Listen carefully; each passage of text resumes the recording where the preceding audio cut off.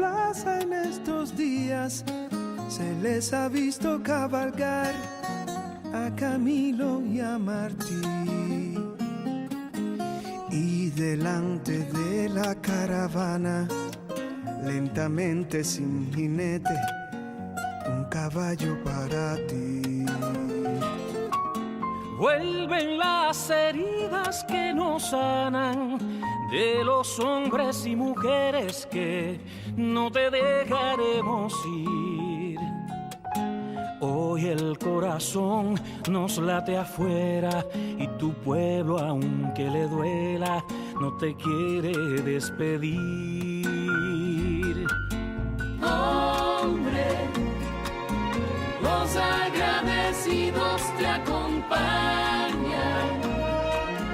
¿Cómo anhelaremos tus hazañas? Ni la muerte cree que se apoderó de ti. Hombre, aprendimos a saberte eterno, así como lo vi Jesucristo. No hay un solo altar sin una luz por ti.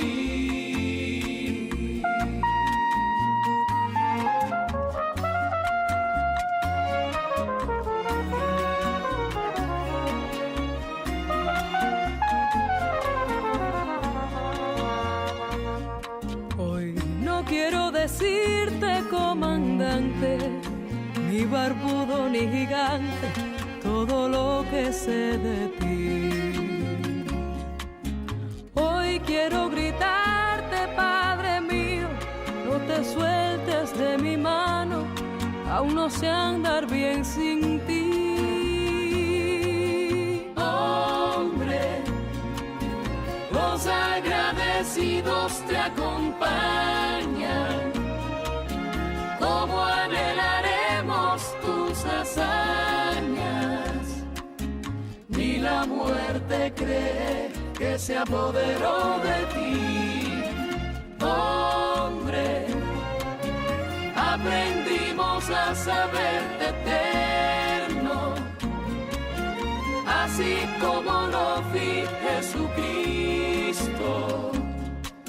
No hay un solo altar sin una luz por ti.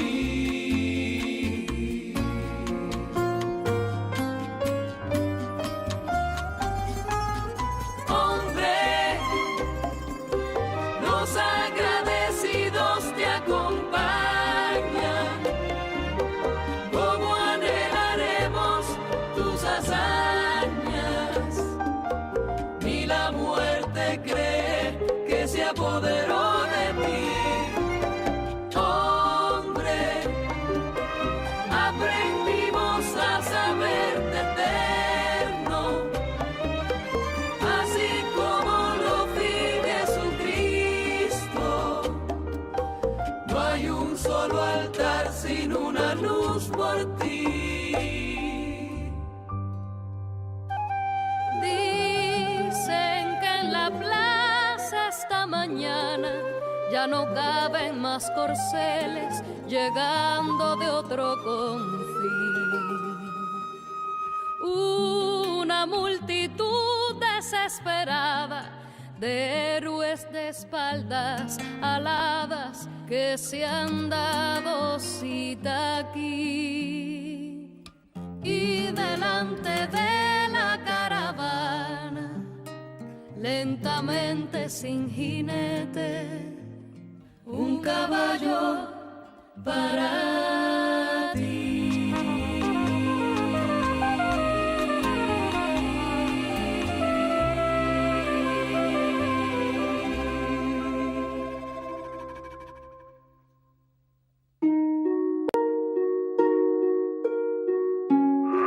La revolución empieza ahora. La revolución no será una tarea fácil. La revolución será una empresa dura y llena de peligros, sobre todo en esta etapa inicial. ¿Y en qué mejor lugar para establecer el gobierno de la República que en esta fortaleza de la revolución. Si hay golpe militar de espaldas al pueblo, la revolución seguirá adelante. Esta vez no se frustrará la revolución.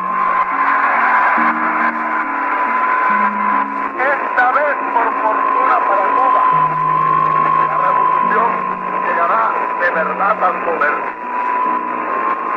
No será como el 95, que vinieron los americanos y se hicieron dueños de eso. Intervinieron a última hora y después ni siquiera dejaron entrar a Calixto García, que habían venido durante 30 años, lo quisieron entrar en Santiago de Cuba. No será como en el 33, que cuando el pueblo empezó a creer que una revolución se estaba haciendo, vino el señor Batista, traicionó la revolución, se apoderó del poder e instauró una dictadura por 11 años. No será como en el 44, año en que las multitudes se enardecieron creyendo que al fin el pueblo había llegado al poder, y los que llegaron al poder fueron los ladrones. Ni ladrones, ni traidores, ni intervencionistas. Esta vez sí que es la revolución.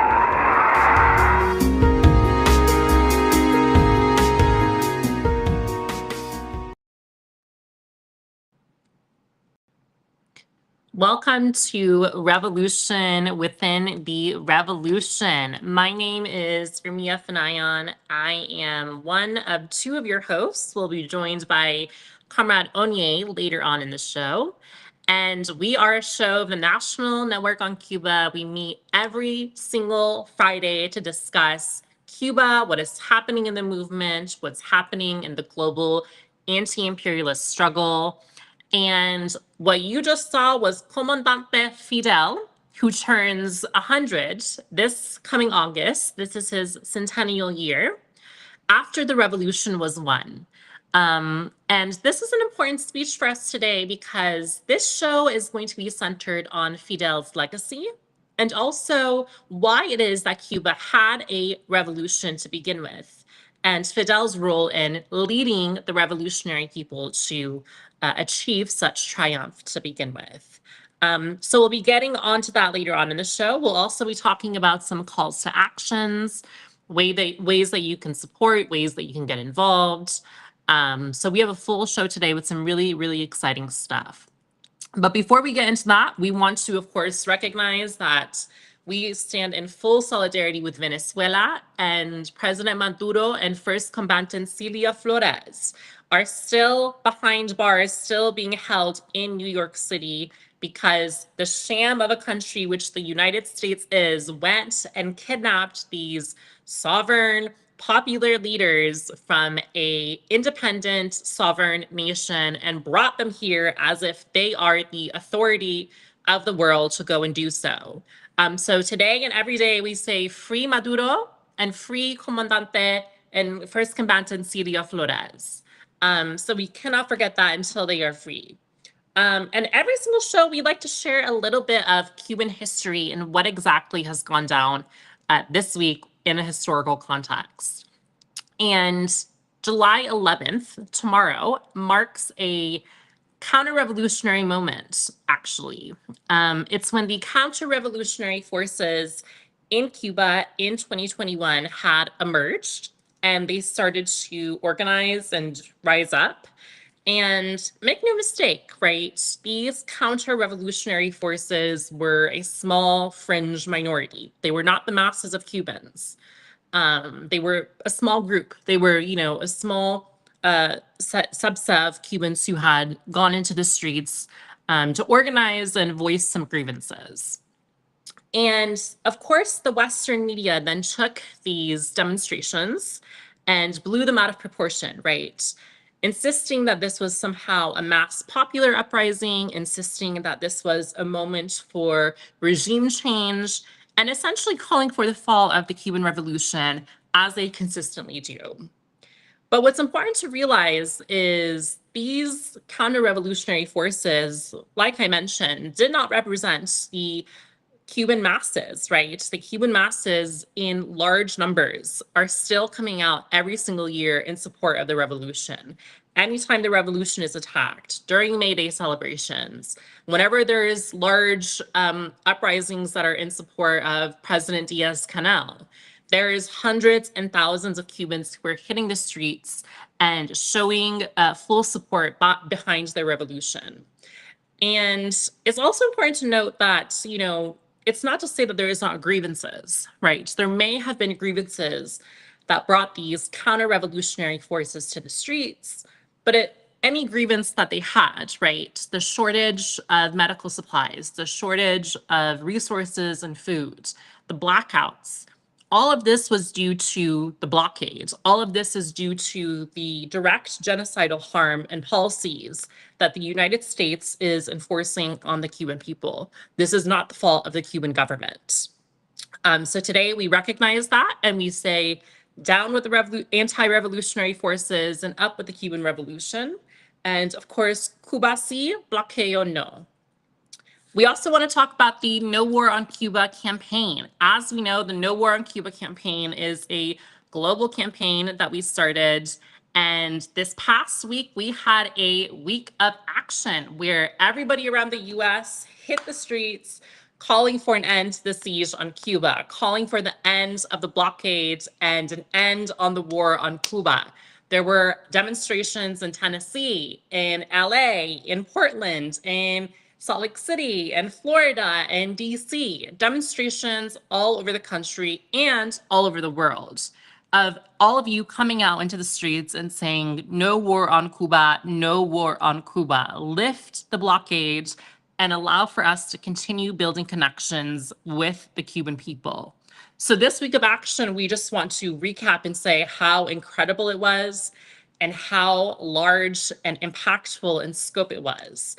So thank you to everybody who engaged, and we cannot wait for the next part of the No War on Cuba action, which is the global picket.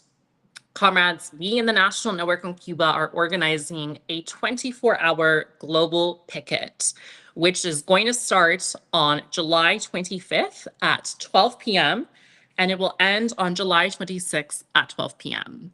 So a 24-hour picket where we are asking everybody, all of Cuba's solidarity forces all over the globe, to engage in online protests. Do not post on your socials, don't engage online, and instead strictly engage with the online programming that we are going to be hosting on our YouTube channel. So please, please, please keep up to date with what we have planned on our social media channels, on our newsletter, on our website, on the show, because we have incredible events scheduled for this global picket. And let's just show up and show out and make some noise for Cuba and say, listen, if you do not lift the siege on Cuba, we will not be engaging on these capitalist-controlled, imperialist-controlled platforms, right? So we invite all of Cuba Solidarity Forces to engage in this global picket. That is going to be on July 25th. And now that gives me a great segue to hand it over to my good compa, Onye, to talk about the Cuban Revolution. Take it away, Onye. Hi, everybody. Greetings. Thank you so much, Ermia, for that wonderful intro and that amazing recap of the No War on Cuba Week of Action. We really showed up and showed out all over the United States, all over Canada, all over the world in support of the Cuban Revolution. We showed these imperialists committing genocide against the Cuban people, that Cuba is not alone, that we will not stand for it, that we will organize and take action to resist it, and we have to keep that momentum going. So the National Network on Cuba and the Vencemos Brigade have joined forces to organize a centenary of Fidel Brigade, a brigade commemorating Fidel's 100th birthday happening on August 13th of this year. On August 1st, almost 100 brigadistas and responsables are departing for the island, departing for Cuba. We are bringing with us much material aid. We are also sending a shipping container full of material aid. And we are going there to show that the people living in the United States oppose U.S. government policy attacking the Cuban Revolution, attacking the Cuban people. And something that we do for the Centennial Fidel Brigade, and in fact, every single brigade that the NNOC and the Vencemos Brigade organize, is something that we call the Brigadista prep process.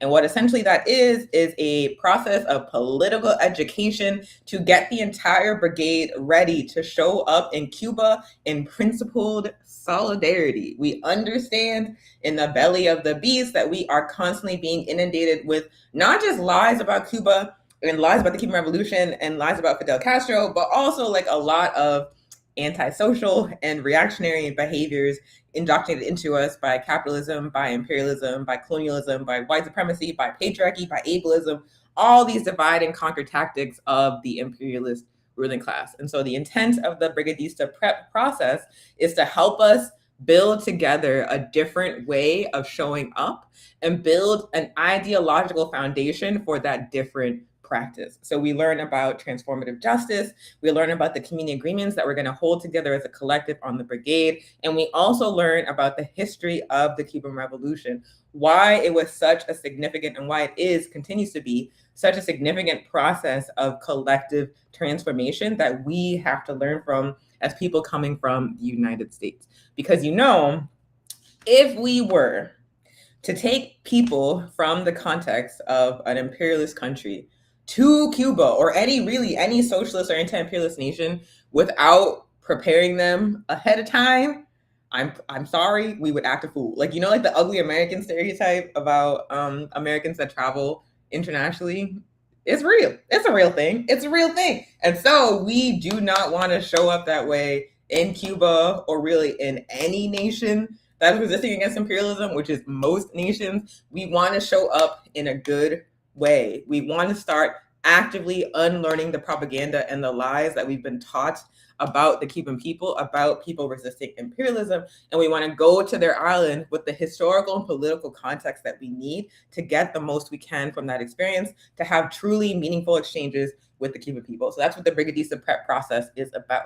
And for the Centennial Fidel Brigade, the political education working group of the Vencemos Brigade put together a Brigadista prep that is focused on highlighting aspects of Fidel Castro's legacy, as well as his contributions to the collective project of the Cuban Revolution. So what we're going to do on the show today and for the next couple of weeks leading up to August 1st, when the brigade departs, is that we are going to be sharing parts of the Brigadista prep that the brigade is going through right now. We had our second prep last night. It went great. It was adorable.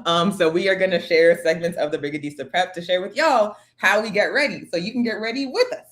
So let me make myself smaller and the slide bigger. And what this presentation was about, oh my God, I'm so small. I'm so small. It's the sacrifice I have to make. Can I make myself? It's all right. It's all right. You can hear me. What this particular part of the prep is about is why Cuba had a revolution and the role that Fidel Castro played in that revolution. What we learn about Cuba and what we learn about the Cuban Revolution is that somehow Fidel Castro and Che Guevara single-handedly carry out a revolutionary project in an island of like 10 million people, that then they came to power and they were brutal dictators who, again, single-handedly repressed the population of millions of people. And also the Cuban Revolution just happened and it wasn't in response to anything. It was just these two men jockeying for control. Obviously, that is nonsense. It's hot bullshit. It did not happen that way. First and foremost, two single men cannot carry out a revolution on their own. If the masses of Cuban people did not support the revolution as a project that belonged to them, Che and Fidel could not have accomplished a fraction of what they did. And second of all, there is simply no possible way that a nation that organized itself to liberate itself from imperialism, to wage this revolutionary struggle that overthrew the US puppet Batista, could then be repressed again single-handedly by a handful of men, whether it's Fidel or anybody else. So a lot of the narratives that we hear about the Cuban Revolution are just simply not rooted in reality. They do not make sense on their face, but they are what we've been indoctrinated into. And so what this presentation is about is uncovering the true roots of how the Cuban Revolution emerged, why it emerged, and the role that Fidel played. So without further ado, something very, very important to understand about the struggle for liberation in Cuba and the victory of the Cuban Revolution in 1959 is that it didn't start in 1959. It didn't even start in 1956 when the Grama landed in Cuba with Fidel and Raul and Che on board, and they went to the Sierra Maestra. No, it started hundreds of years before that. It began with the resistance of African and indigenous people in Cuba to Spanish colonization. That is the original roots of what became the victory of the Cuban Revolution. So the indigenous nations that occupied Cuba prior to the invasion of Spain were the Taino, the Guanahatabeyes, the Siboneyes, and the Arawak.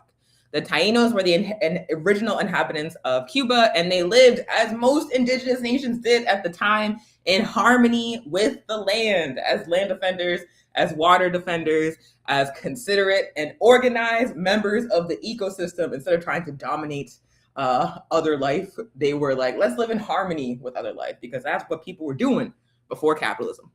Then the Spanish invaded, of course, and there's like a really famous story about as like the Spanish were invading the Caribbean islands. This indigenous man who was originally from Haiti, Hatuey, fled Haiti as the Spanish approached and sailed to Cuba and let the indigenous people in Cuba know, like, these people are coming, they are killing, and they are out of their minds. Y'all have to organize and you have to get ready. And so Hatuey helped initiate the resistance of the indigenous nations of Cuba against Spanish colonialism. Hatuey was captured by the Spanish, and when the Spanish went to execute him, they were going to burn him at the stake. And before they did so, barbarians, they asked him, do you want to accept Jesus Christ as your Lord and Savior so you can go to heaven? And he was like, are y'all in heaven? And they were like, yeah. And he was like, I'm good. He was like, you can go ahead and kill me, because I don't want to go where y'all are. I'm going to stay true to my people's faith and my people's culture and not allow y'all to impose your nonsense on me by force, because I see how you act. So understand that the indigenous nations of Cuba, and in fact, the indigenous nations all across Turtle Island, were actively resisting invasion and genocide. They were fighting back from the very beginning. And the same is true for my ancestors, enslaved Africans who were stolen from the African continent, brought to Cuba and other places throughout Turtle Island, and forced under threat of horrifying violence to build the infrastructure that became the modern first world. Enslaved Africans were brought to Cuba through the transatlantic slave trade, and they also resisted continuously throughout the process. There is no place in the world where African people did not fight back against slavery, including in the African continent. Like, this is an aside, but oftentimes when we learn about slavery in the United States, in capitalist countries, we're taught that African people were kidnapped, were enslaved, were tortured, and worked to death, and they just like waited for like Lincoln to free them, or for like Juneteenth or whatever. That is not motherfucking true. African people, my ancestors, were fighting back continuously at every single stop of the transatlantic slave trade. In Africa, on the ships, they very often would take over the ships and sink them or sail them back home, or sailed or crashed them. Like, that's how my ancestors got to Honduras. They crashed the ship in St. Vincent and then went and fled and intermarried with the indigenous people and formed independent settlements. So all over Turtle Island, all over the world, African people resisted slavery, including in Africa and including in Cuba. And so this furious resistance, this organized and militant resistance of African people, enslaved Africans, and indigenous nations to Spanish colonization formed the foundation that would become the Cuban Revolution. It was a process centuries in the making. Understand that revolution is not a singular event.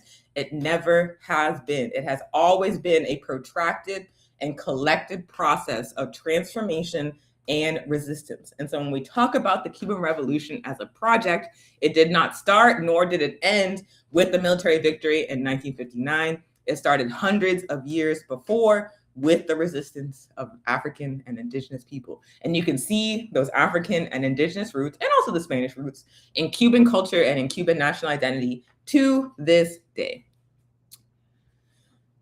So something that's, I want to talk a little bit about what Cuba looked like under Spanish colonialism, how truly barbaric it was. I'll open with like a little anecdote, which is that if you are a person of African descent whose ancestors were enslaved in the US South, I guarantee you I guarantee you that you have blood relatives in Cuba and throughout the Caribbean. And the reason why I know that is the case is because during slavery in the US South, when African people were too unruly, they were frequently shipped back and forth between the colonies, the plantations in the southern US states, and colonies in the Caribbean. In fact, when slavery was legally abolished, like on paper abolished, of course, the slave trade continued, but because they could no longer obtain enslaved Africans from Africa, instead, they were selling them back and forth, again, between the US South and the Caribbean. So we were free, our ancestors were freely moving back, well, not freely, they were being sent back and forth over and over again by the colonizers, by these slave masters. And so again, people try to talk like Africans whose roots are in the US South and Africans whose roots are elsewhere in Turtle Island, like in the Caribbean and Central and South America, are separated by like vast differences. We have no connections. Our cultures are way different. We have nothing in common. That is not true. We are literally cousins because we have this shared history and this shared enemy. So Spanish colonization in Cuba prior to the revolution, of course, looked like chattel slavery of enslaved African people, Africans being forced to work under brutal conditions on Spanish sugar plantations to enrich Spain and to build the infrastructure that would become the modern capitalist system. Western Europe became wealthy and powerful on a foundation of genocide against indigenous people, on a foundation of theft of indigenous land, and on a foundation of the slavery of African people who were forced to work on plantations to produce cash crops like sugar and tobacco that were then sold for profit by colonial powers, not just Spain, but also Britain, France, Portugal. They all got in on that shit because they're all raggedy. All of the wealth of the so-called first world, of the capitalist nations on this planet, of the United States, of Europe, of occupied Palestine, aka the Zionist entity, aka Israel, are built on a foundation of slavery and colonization, baby. That is how they became global superpowers. That's how they did that, because they worked my ancestors to death and they committed genocide against indigenous people and stole their land. Colonialism also never invests in the population that it is subjugating and enslaving and brutalizing. And so key infrastructure in Cuba was underdeveloped by Spanish colonialism. That includes housing for the majority of the population. That also includes education. Like, they are certainly not trying to educate the people that they are enslaving and oppressing, because educated people are harder to oppress. And so that was systematically underdeveloped. And of course, they were not investing in the healthcare of the workforce of enslaved Africans and indigenous people that formed the backbone of their wealth. They just treated us like a disposable commodity, baby. They just worked us to death and then got more over and over again, because that is how barbaric the transatlantic slave trade was. And again, the transatlantic slave trade is how the capitalist nations of the world became global superpowers, a foundation of genocide, theft, and destruction. So African and indigenous people, again, were continuously fighting back against Spanish colonialism, against the transatlantic slave trade. They were fighting to resist the Spanish. They were fighting to resist U.S. colonialism when the U.S. replaced Spain as the colonial ruler of Cuba. And again, the resistance of African and indigenous people to Spanish colonialism, to U.S. neocolonialism, made enormous contributions to Cuba's national liberation struggle. It formed the foundation of that national liberation struggle. The Cuban Revolution would not have happened without the resistance of African and indigenous people in this period. And to this day, the majority of people in Cuba are of African descent. I will never forget the first time I went to Cuba on the 50th Vencedemos Brigade in 2019, and I got off the plane and we were like moving around Havana, and I was like, there are so many African people here. Before I went to Cuba, I thought that all Cubans looked like Pitbull. I thought they were all white. Then I went to Cuba and I was like, there's a hell of a lot of people that look like my family members that are clearly of African descent. I've been lied to. And then the more I learned about the Cuban Revolution and its relationship to Africa, its support of African national liberation struggles, I saw more and more how essentially African it was. In fact, Amilcar Cabral, one of the founders of the PIGC, the National Liberation Organization that helped liberate Guinea-Bissau from Portuguese colonialism, with the support of Cuba said once flat out that Cuba is an African nation. Fidel Castro gave a speech where he was talking about Cuba's support for Angola's national liberation struggle. And in that speech, he says that our support for Africa's liberation from colonialism is us repaying our debt for slavery in Cuba. So understand that the struggles of Africa and Cuba are directly connected. They always have been, because we are at the root, the foundation of what became the Cuban Revolution. Cuba is an African nation. An African nation. That is part of the reason why African people always have to go up for Cuba.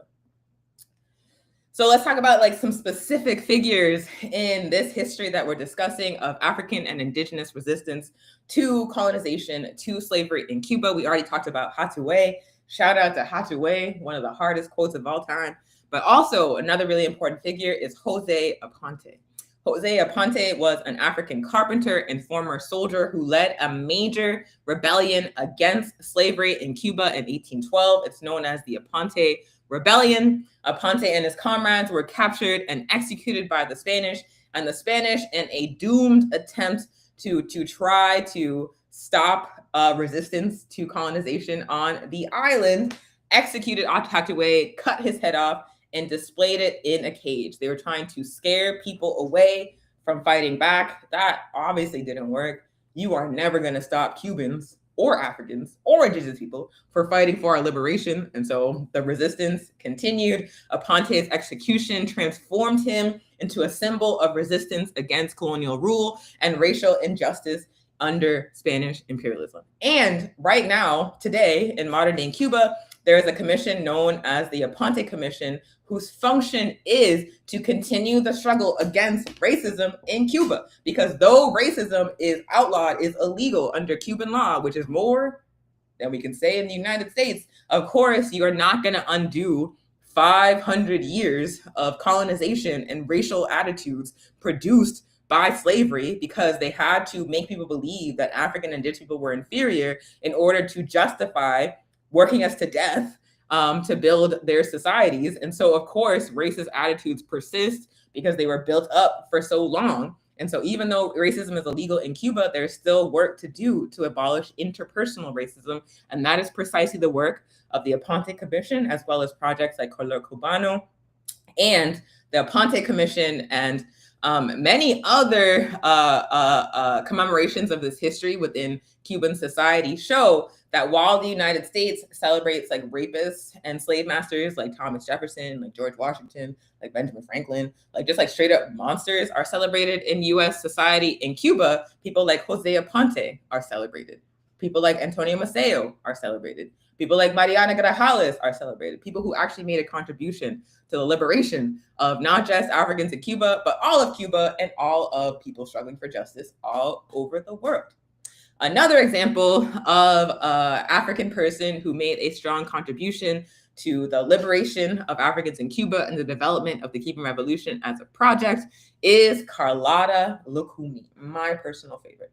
So Carlotta Lucumi, she's the bottom picture on the slide. And there's actually a picture of her, a painting that's like one of my favorite paintings on the first slide right here with her titties out. We love that. I feel like I was meant to live with my titties out, and only colonization makes it so it's not possible. Colonization and patriarchy. So shout out to this painting. It was painted by Lenny Bernard, who is an Afro-Cuban artist. But this is Carlotta in her rebellion with her homies. So anyway, Carlotta Lucumi was an enslaved African woman in the western region of Cuba, Matanzas, who led a major uprising of enslaved Africans in 1843. It is rumored by some Cuban scholars that Carlotta was queer and she led that uprising with her partner. We love that. We love queer African revolutionary women who get busy, who take militant action against oppression, who take armed struggle against oppression. We love that. Another really cool fact about the uprising that Carlotta led is that the way that they were able to organize Africans across plantations in Matanzas is using an African instrument known as the talking drum.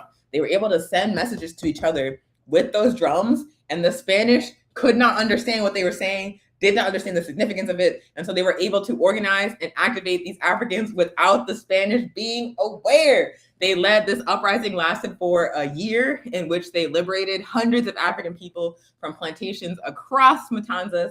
Unfortunately, Carlotta was captured as well.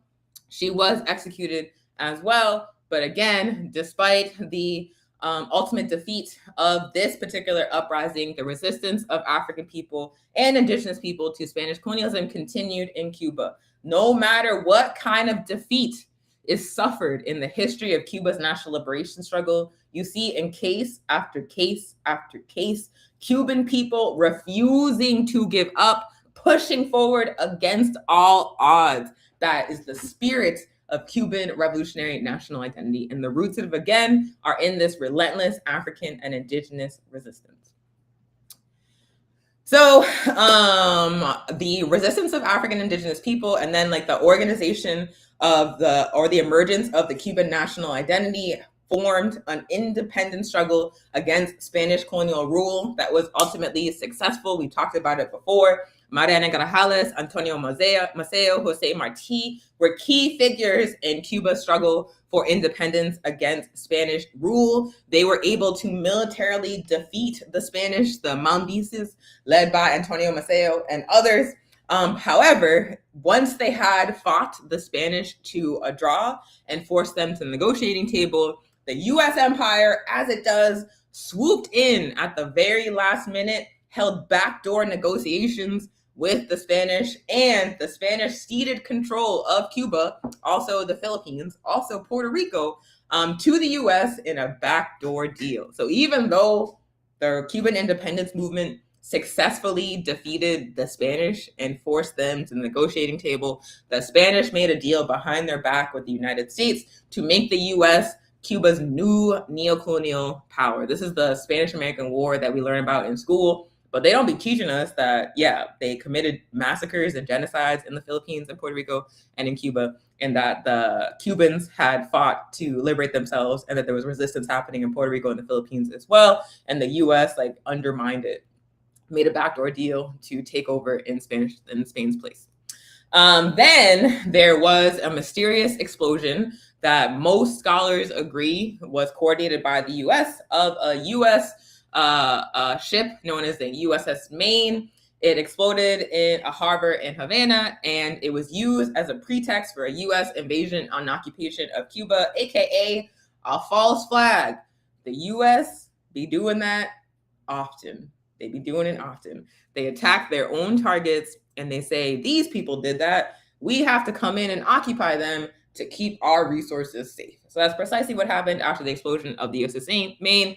The U.S. invaded and occupied Cuba. The Platt Amendment was codified shortly after, setting the terms of the U.S. occupation in Cuba in line with what's known as the Monroe Doctrine, which said that the entirety of the Caribbean and Central and South America was basically the U.S.'s backyard, that no other imperialist powers, like, for example, European powers, had a right to do anything there because the U.S. had control of that territory, and that Cuba represented part of U.S. territory and everybody else was to stay out. Then in 1903, the U.S. proposed that an amendment be added to the Cuban Constitution. And in that amendment, the U.S. was given control of Guantanamo Bay. There is, of course, to this day, a U.S. military base and concentration camp on Cuban territory in Guantanamo Bay. And again, this is why that happened.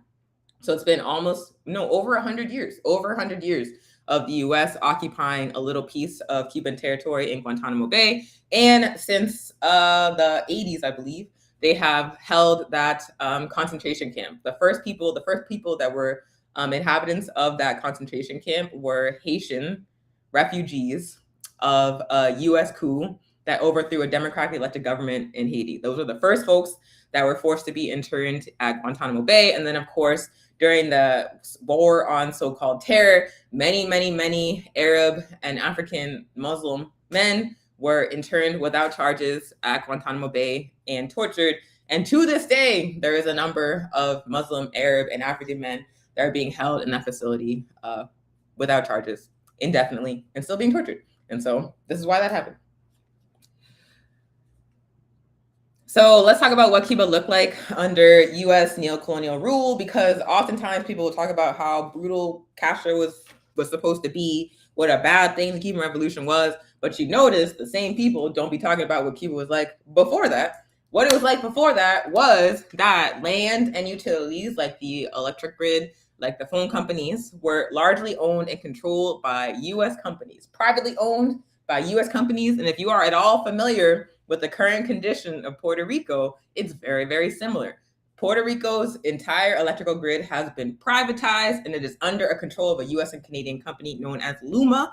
And now, even though Cuba is living under, or rather Puerto Rico is living under capitalism, which is supposed to be so much better than the socialism in place in Cuba, Puerto Rico constantly faces blackouts and failures of its power grid, shortages of water. Its water supply is also privatized because private companies operate these utilities for profit. They want to maximize how much money they make. They don't actually care about making sure the people living in these places have what they need. They are just trying to extract wealth from them. So that was a condition that Cuba was under U.S. neocolonial rule. Cuba was also entirely dependent upon the United States for the import of agricultural products like food. Cuba is a beautiful tropical country capable of producing its own food supply, but neocolonialism is about paper independence while with false dependency, so that the country is forced to rely upon its colonizer to get its basic necessities at a high premium. So that is why Cuba under U.S. neocolonial rule depended upon the United States to import basic things like food, also a majority of its oil supply. Around 60% of Cubans were living in rural areas in homes that they did not own. They had to pay very, very high rent. They were largely without access to running water. Basic infrastructure was not developed under colonization, Spanish colonization, and U.S. neocolonial rule did not change that. They did not invest in the people. So they didn't have running water. They didn't have electricity. They didn't have functioning plumbing in most homes in Cuba. Also, education was made inaccessible to the masses of people, and the quality of education was poor. Again, whether it's colonialism, whether it's neocolonialism, colonizing powers, imperial powers are not interested in educated populations. They only want to organize the economy for extraction. They want to make sure that the people are easily subjugated, exploited, and oppressed. And so they're certainly not going to invest in educating the population. And that is why Cuba's literacy rate under U.S. neocolonialism was quite low, because they wanted to be able to put a puppet dictator into place like Batista and make sure that people were brutally repressed and not able to organize themselves to fight back. Access to medical care was also underdeveloped under U.S. neocolonialism, just like it was under Spanish neocolonialism. So medical care was nearly non-existent for the majority of Cubans. And so this context is where we see the birth of Fidel Castro. He was born August 13th, 1926, to a wealthy land-owning family. He attended a private Catholic school. He decided he was going to become a lawyer. And in 1945, he attended a law school at the University of Havana. But when he went to the University of Havana, he immediately involved himself in student organizing for justice. Anti-imperialist student organizing, anti-Batista student organizing, and that is also where he started to learn about socialism.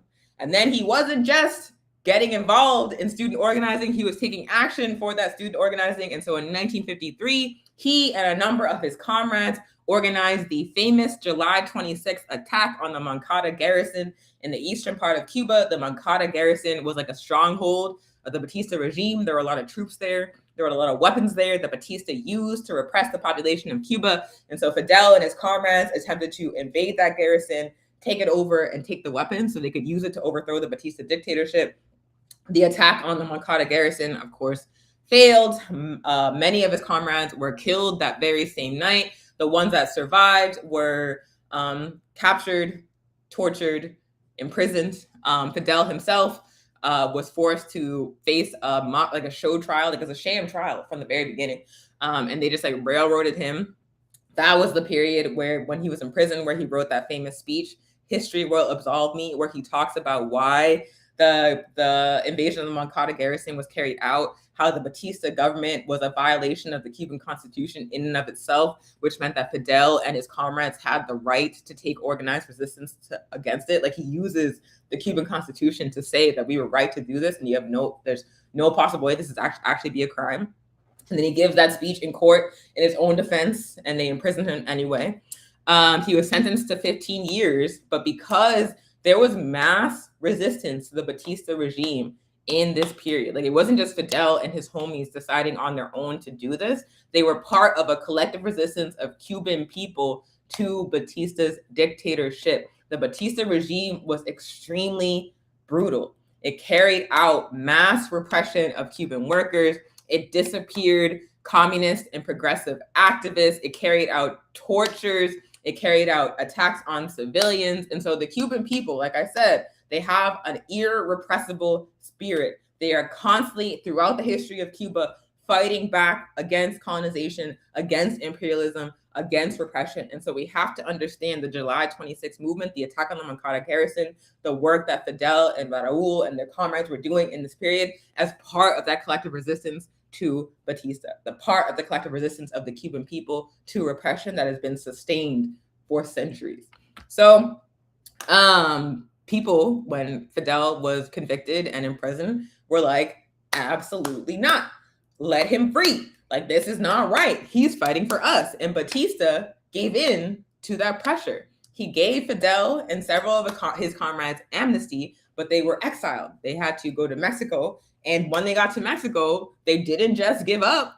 They did not just give up. They reorganized themselves. They said, we are going to overthrow this puppet no matter what. And the July 26th movement was formally formed in Mexico. They continued to strategize about how they could get Batista out and wage a revolutionary struggle in Cuba. And then they returned to Cuba on the Grama to wage a guerrilla war that would ultimately overthrow Batista's government. That is the military victory of the Cuban Revolution in 1959. And so throughout the history of Fidel's life, you see these moments where all seems lost. Like, imagine that July 26th attack on the Moncada garrison.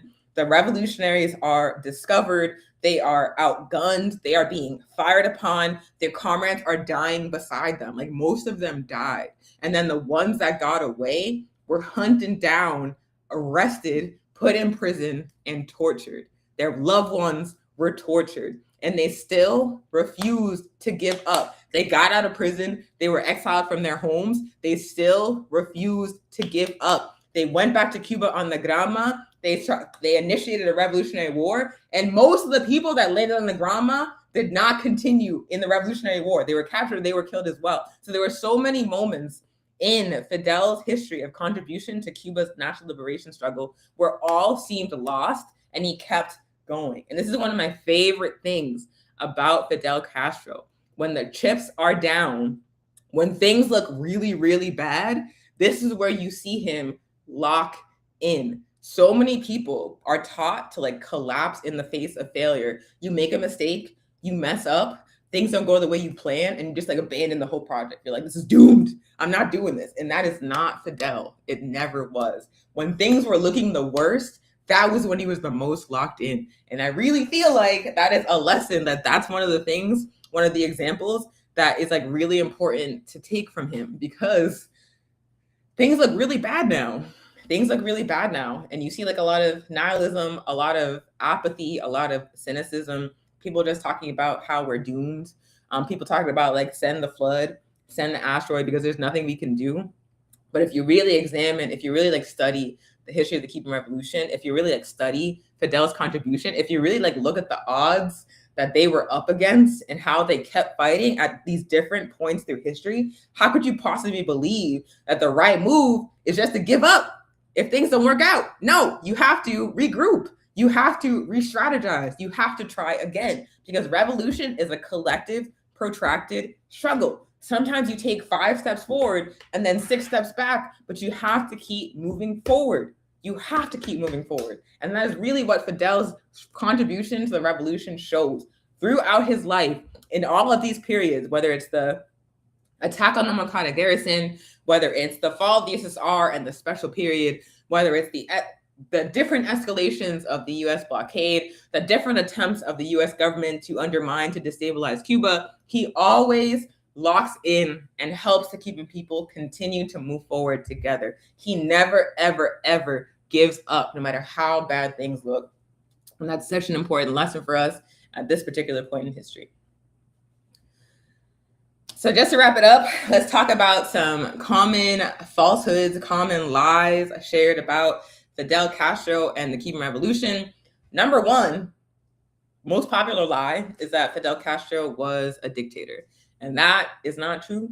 It has never been true.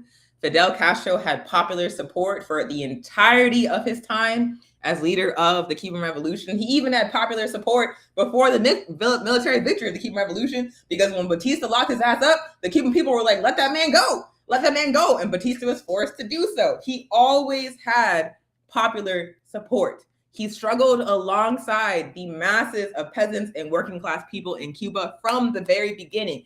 He was the embodiment of their revolutionary aspirations, and they worked together as a collective to carry out this revolution.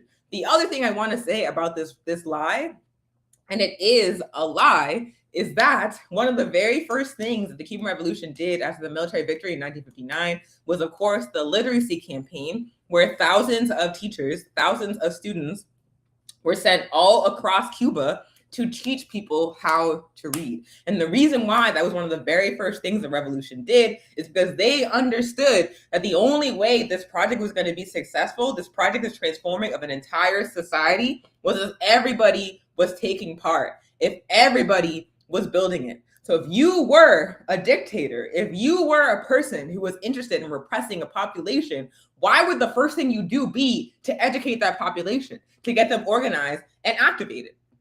The other thing that shows that this is obviously not true is that in addition to getting free education, the Cuban people obtain military training. They are also organized on a very high level in their neighborhoods, in their workplaces, in different community spaces. So why on earth, let me drink some water. Why on earth, if you were trying to repress a population, would you educate them, arm them, and organize them?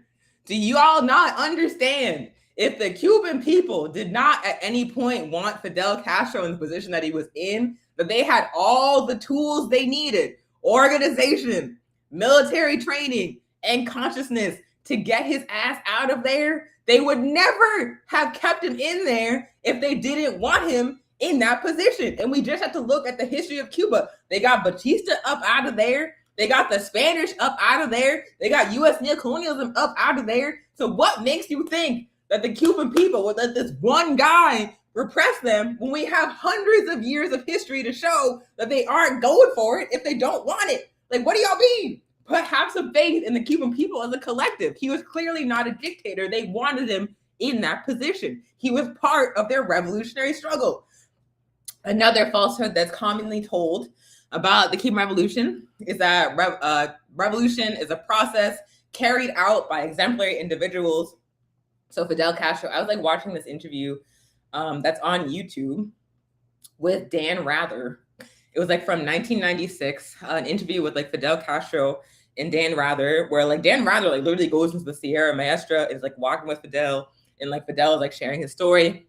And then there are also like interviews with like right-wing Cubans, like defectors from the Cuban Revolution. And there are also interviews with Cubans that are still participating in the Cuban Revolution. And it's really, really funny. One, because you can tell that Dan Rather is enchanted by Fidel Castro. Like there's moments where his like the camera's on his face and he's just like he is like smitten, dog. He's smitten. But you know, it's like CBS News. It's like capitalist media in the empire. And so throughout, he's like trying to inject a narrative of an individual leader, of a dictator. Like he's in Cuba and you can tell that he sees with his own eyes that it's not what the US says it is, but he's on CBS. He knows who pays his check. He knows who his boss is. And so he has to like push this narrative, even though you can tell he's struggling with it. You can tell he likes Fidel. But anyway, throughout the interview, Dan Rather is trying to position Fidel as like this individual leader of the Cuban Revolutionary Project. And every time Dan Rather frames it that way in a question, Fidel responds as a collective. Like he's talking like Dan Rather's like, what's the hardest part of the revolution for you? And Fidel's like, for us, there's like so many things that we wanted to do. There's so many things that we dreamed about, but it's like taking longer than we thought. So like from jump in that interview, Fidel is discussing the Cuban Revolution as a collective process, and Dan Rather is like, but you did this by yourself, right? You're leading it, right? Like, it's mainly you, right? Like, so like there's like this competing narrative, because from like US imperialism has never understood, not just in Cuba, but in any nation resisting imperialism, any nation trying to build a revolution, like the US has never understood that it's like a collective people organized that changes things. It's not just one guy.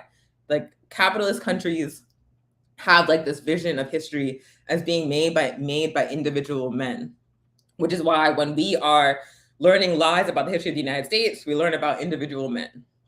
We learn about George Washington, we learn about Abraham Lincoln, we learn about John F. Kennedy, we learn about these individual men as like the makers of history, but that is like never been how history is made. History is made by the organized masses of people, and that is what the Cuban Revolution as a project represents. If Fidel and Che were like the only two guys that wanted the revolution to happen in Cuba, that shit would have died in 1956. It would never happen. The only way the Cuban Revolution was successful was through the increasing organization of the masses of Cuban people. And that's also why the only way the Cuban Revolution has continued to this day. Long past the day when we lost Fidel Castro in 2016, the Cuban Revolution has continued to survive. And I remember when Fidel Castro died, and I remember people on the news being like, this is it. The Cuban Revolution is going to fall. This is the end of socialism. Fidel's gone. Like, the door's open. And that shit did not happen. The U.S. keeps predicting the fall of the Cuban Revolution. When Raul stepped down and Miguel Diaz-Canel came in, people were like, this is it. The Castros are gone. Like, this is it. The Cuban Revolution's over. Still did not happen, because the Cuban Revolution is a collective project of the Cuban people. The organized and politically conscious masses of people in Cuba are the true leaders of the Cuban Revolution, and Fidel is who they selected to represent them. Miguel Diaz-Canel is who they selected to represent them. But the Cuban Revolution is the project of the Cuban people. Another falsehood spread by the capitalists, spread by the U.S. empire, is that the U.S. blockade on Cuba is in place to help the Cuban people, because the Cuban government is repressing them, and the Cuban people need to be suffocated and starved by the blockade in order to get frustrated and overthrow that revolution. That is absurd. In fact, you can also find Marco Rubio. Like, Marco Rubio is like the most constant source of this narrative, although Mike Waltz did it at the UN last week as well, where they'll say there's no embargo. The Cuban government is denying resources to the Cuban people. The embargo doesn't do that. And that's like absurd. We've already talked about it. The intent of the US blockade on Cuba, and this is like something that's been admitted in writing by the US government many, many times, most famously by the Mallory Memorandum.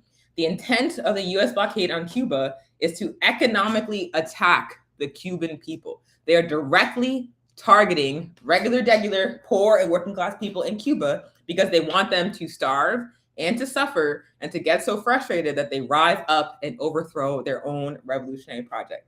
It is an intentional attack on civilians. It is genocidal collective punishment, and its goal is to break the will of the Cuban people. The Cuban people are the intentional target of the blockade. And so when Marco Rubio or Mike Waltz or Donald Trump or whoever says that the embargo is in place to help Cubans, you cannot help people by starving them and suffocating them, by cutting out the lights in their homes, by making it so they cannot turn out their fridge or run AC when it's like 95 degrees. You are not helping them by making it so there's no power in their hospitals to run ventilators. You're not helping them by cutting off their access to oil. You are in fact imposing a collective punishment upon them. You are carrying out an act of genocide against them, and you are punishing them for the so-called crime of liberating themselves from you.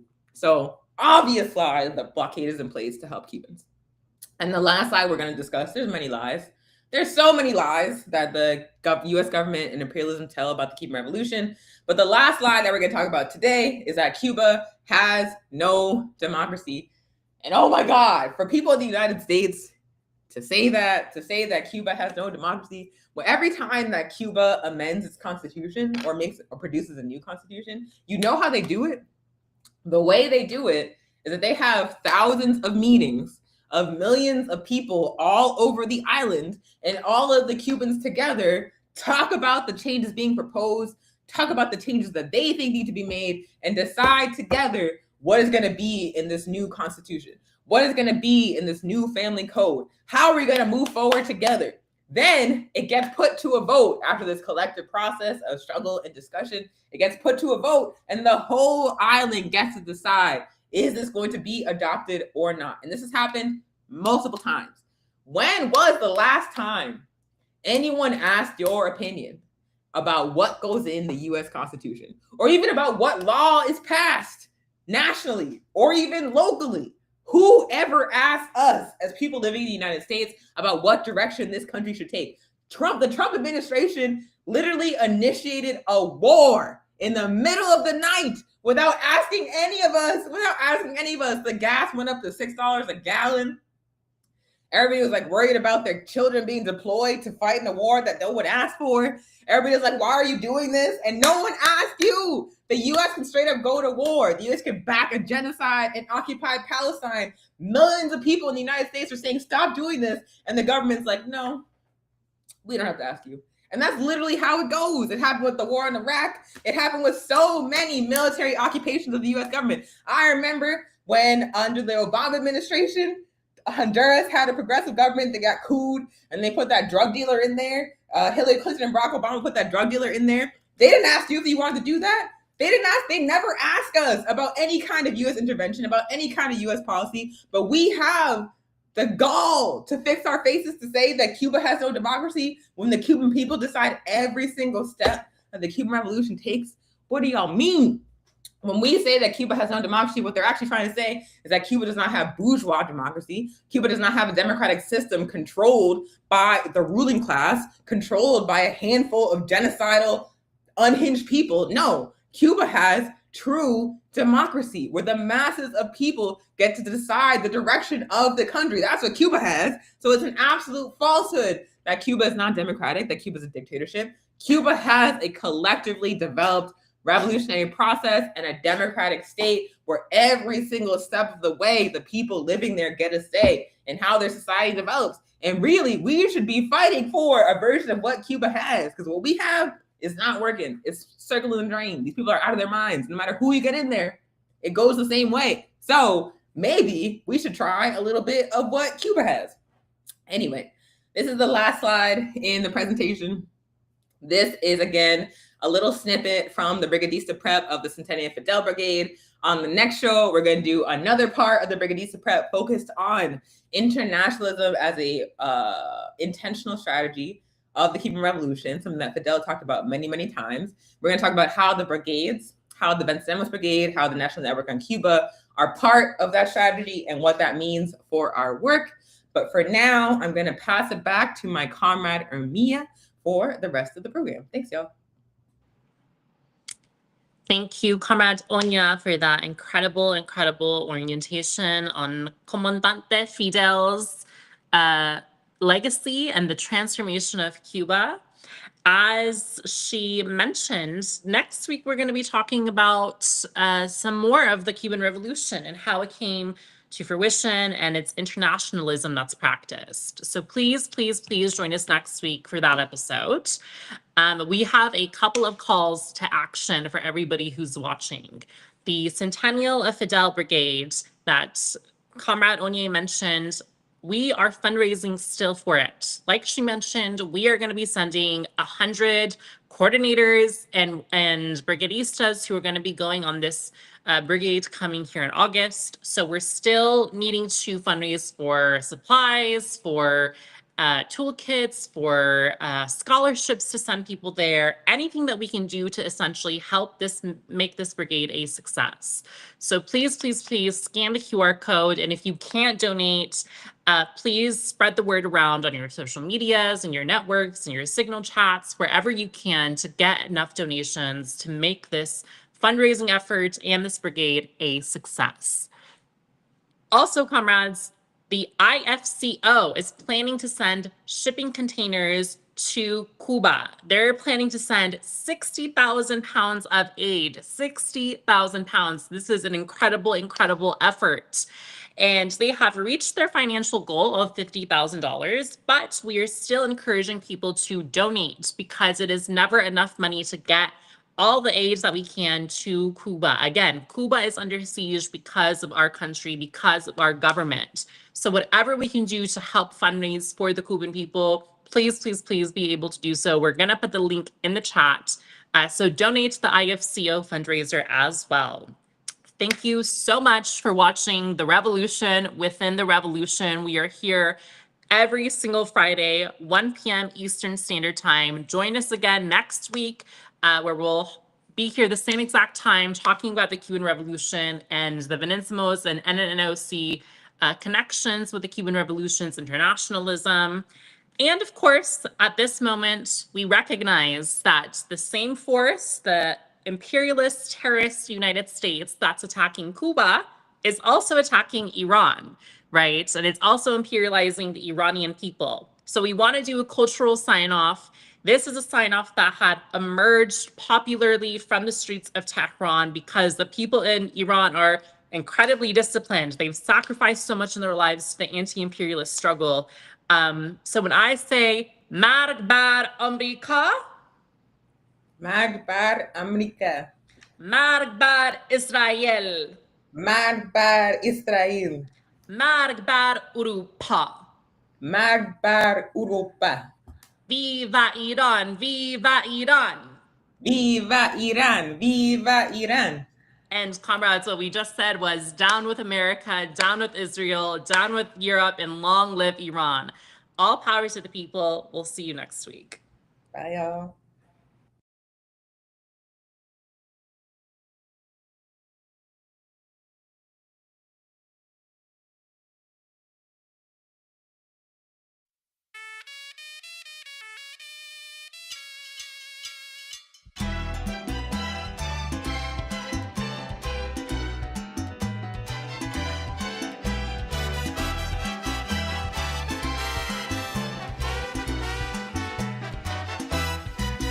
Preocupado el presidente anaranjado, viendo que las elecciones las perdió. Solicita a los que le hacen los mandados que se apuren pues la fiesta terminó. Y mirando que se va a acabar el varo, Han formado un titingo. Se han negado a abandonar la Casa Blanca. A la silla del despacho se amarró. Los pelitos que le quedan los arranca, pataleando por la rabia que le dio. Y mirando a Cuba con sus patas blancas, de cabeza se tiró. El que tenga confusión que se confunda, el que quiera claridad que venga a ver. La jugada no es compleja ni profunda, está claro cómo quieren proceder. Solo falta que nosotros los dejemos, y eso no va a suceder. con la conga de los hoyos no te metas. Cuba viva sin que nadie la someta. Mi tierra linda, mi cubanía, mi bandera se respeta. De La Habana pa' Santiago, defiende lo tuyo, cubano. que no te metas con mi tierra, que mi Cuba se respeta. Soy el mambí que aún vive con el machete en la mano. No, no, no, no, no, no, no, no, no, no. ¿Qué me importa si comentas? De donde vengo yo, estamos listos para la contienda. Aguanta ahí, pero dime tú, ¿pa' qué tú inventas? Con mi pueblo guarachando, yo vine aquí para cantar. Toda Cuba está esperando que yo la ponga a gozar. Aquí nadie tiene miedo, tú conmigo no te metas. ¡Hey! Oye, eso que ton, mi alegría te molesta. Porque tú me conoces bien en todas mis facetas.